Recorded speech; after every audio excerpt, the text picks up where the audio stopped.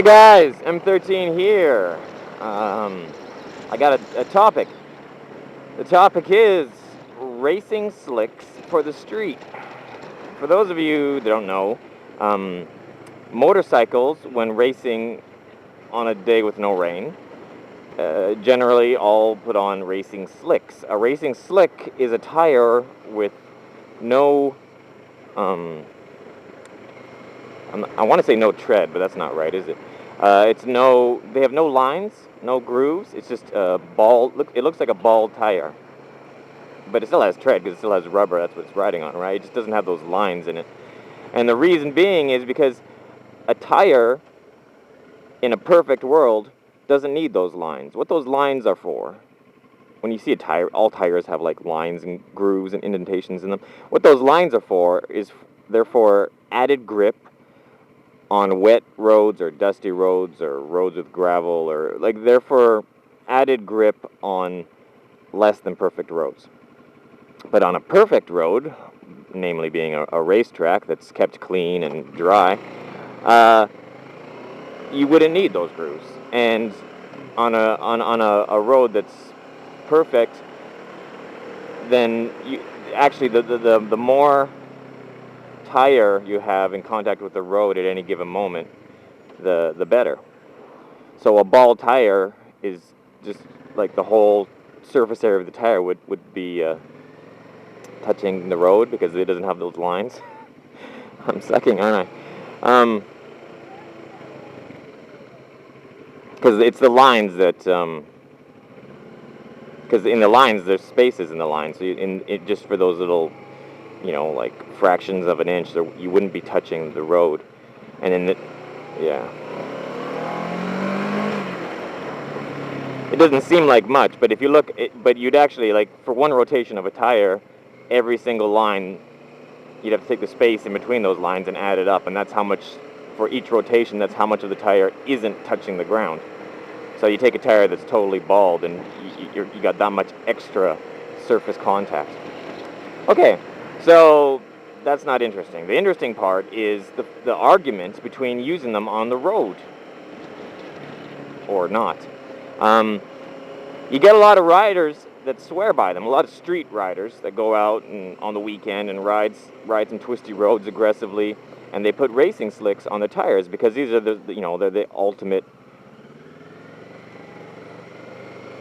the ultimate tires for fast riding, for aggressive sports riding. So they think to themselves, okay, well, that's what I'm going to get.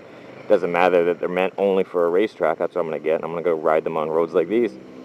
The argument against using them is a pretty strong one, and it's the one that I've always kind of believed and repeated to people. Because I read a magazine, I read a lot and I research a lot. I read a magazine article, and it was written by, it was like an interview with someone who works at the tire company, and it was a racer as well. You had two people, and what they were saying was, when you're using like full-on race tires on the street, they never get up to operating temperature. What that means is, a tire needs to warm up to get good grip, obviously. And they're saying with race tires are designed to operate at higher than normal temperatures because they're made for the racetrack, where you're either full-on accelerating or full-on braking, and there's a proper racer, there's no in between. Racers don't ever kind of just cruise along at a certain speed. They're either full acceleration or braking, or full acceleration or braking. They don't ever just kind of coast. It wouldn't make any sense. That's for a good racer, a professional racer. Maybe if you're like an amateur racer at the racetrack, you might sometimes coast because you're uncomfortable with hard braking or whatnot. So anyway, so the tires are designed for those extreme conditions, non-stop aggressive braking, non-stop full acceleration. So their operating temperature is really high. And on the street, just me riding along at this speed for a few minutes would make them cold. And everyone knows you don't want to ride aggressively on a cold tire. And they're saying if you're using race tires on the street, then they're always cold. And both the racer and the tire guy are saying, we don't give a crap how aggressively you ride. We don't give a crap if you're out there getting your knee down on streets like this, shooting along here at 3 times the speed limit with your knee dragging along the pavement.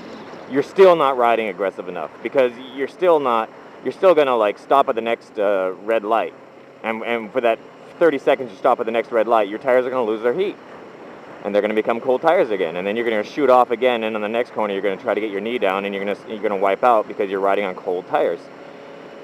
So that's their argument, and it's a pretty good one. They're saying even if you just coast for a bit, like just like this coasting, your tires lose their heat. If you stop at a red light, your tires lose their heat. So they're saying that if you're using race tires on the road, you're an idiot because you're using cold tires on the road. And the logic sounds fairly sound. But the opposite side to that story is Ninja Bear.